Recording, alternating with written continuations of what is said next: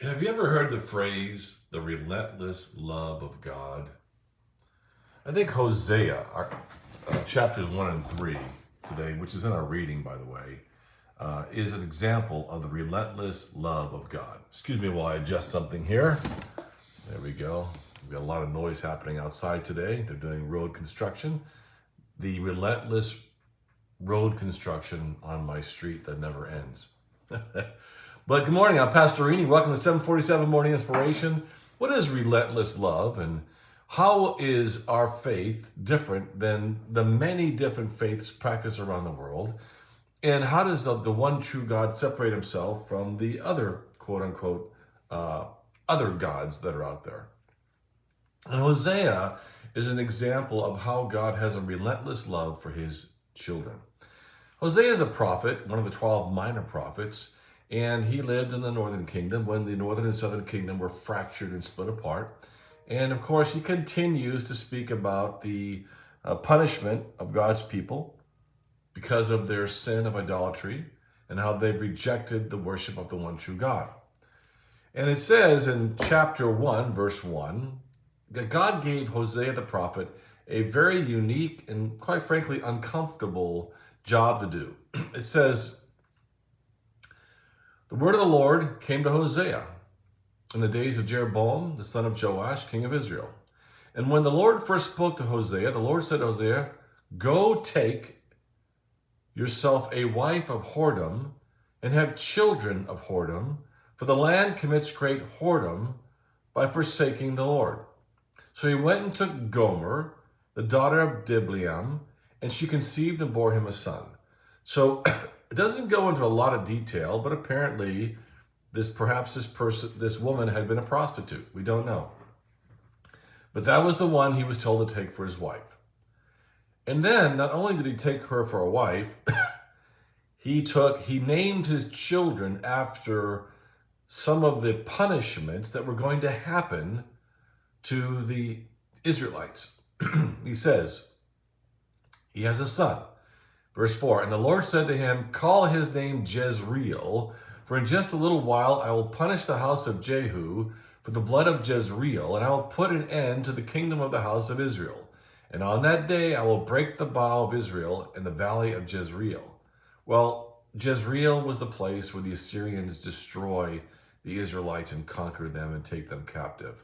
So name your son after the place where I will send in an army to decimate Israel. Well, that kind of sucks. Second, she conceived again and bore a daughter. And the Lord said to him, call her name No Mercy. For I will have no more mercy on the house of Israel to forgive them at all. But I will have mercy on the house of Judah, and I will save them by the Lord their God. I will not save them by bow or by sword or by war or by horse or by horsemen. Well, it gets worse. Verse 8, and when she had weaned no mercy, she conceived and bore a son. And the Lord said, you shall call his name Not My People. For you are not my people, and I am not your God.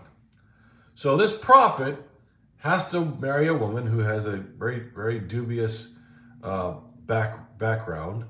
He has to name his two sons and daughters names that are really dishonorable.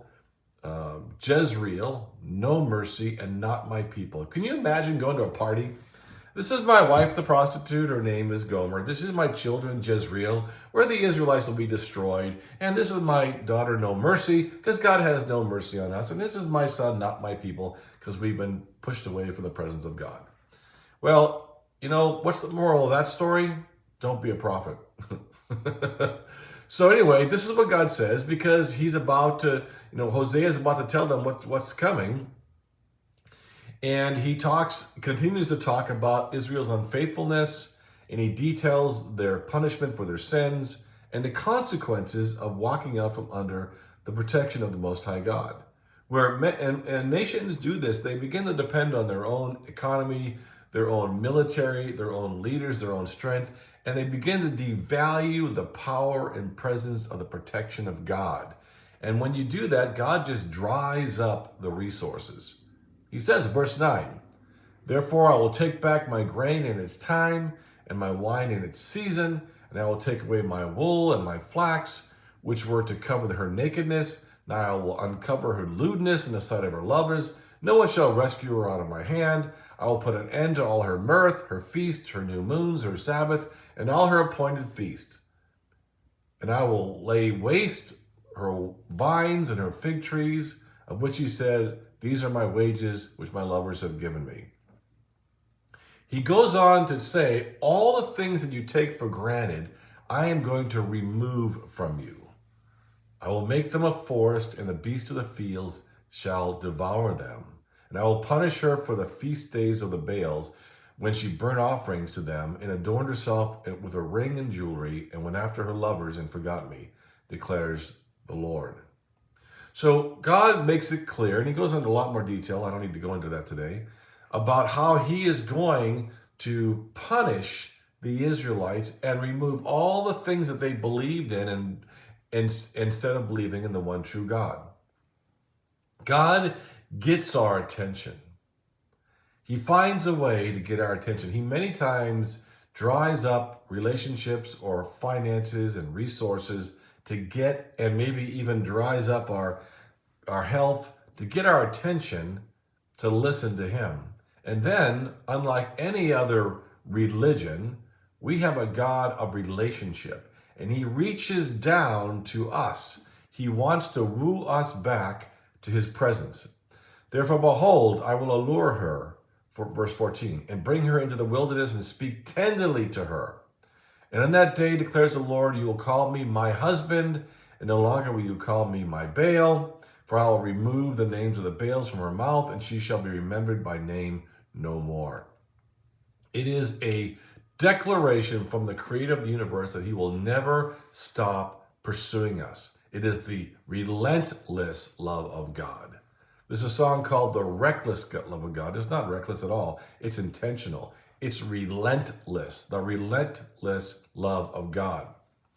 And it goes on to say in verse 21, and on that day I will answer, declare the Lord, I will answer the heavens, and they shall answer the earth, and the earth shall answer the grain, the wine, and the oil, and they shall answer Jezreel, and I will sow her for myself in the land, and I will have mercy on no mercy, and I will say to not my people, you are my people, and he shall say, you are my God. So God's saying, my intention is to restore everything that you have lost.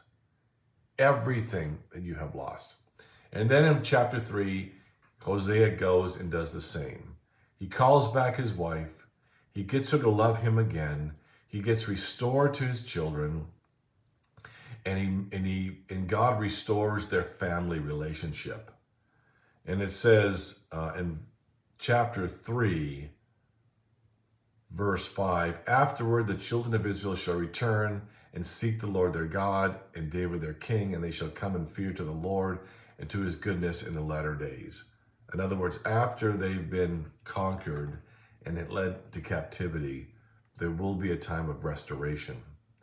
This entire portion of Hosea reminds me of the promise that we need to remember. Lamentations 3, 22 and 23. Lamentations 3, 22 and 23, which says this. The steadfast love of the Lord never ceases. His mercies never come to an end. They are new every morning. Great is your faithfulness. Well, may God restore your relationship with him today. May he woo you back to his presence. May you feel his love every morning and know that God has a relentless desire to love you, as we should have a relentless desire to serve him. If you like this video today, what do? Hit the like button. Hit the like button. Please share this with a friend. Invite someone to go through the Bible with you for a year. This is the Word of God is how we defeat the enemy and his lies. So invite your friends to go through the Bible with us in a year. Watch the 747. Hit the like button. And we'll see you tomorrow morning at 7:47. Love y'all. And we'll see you then.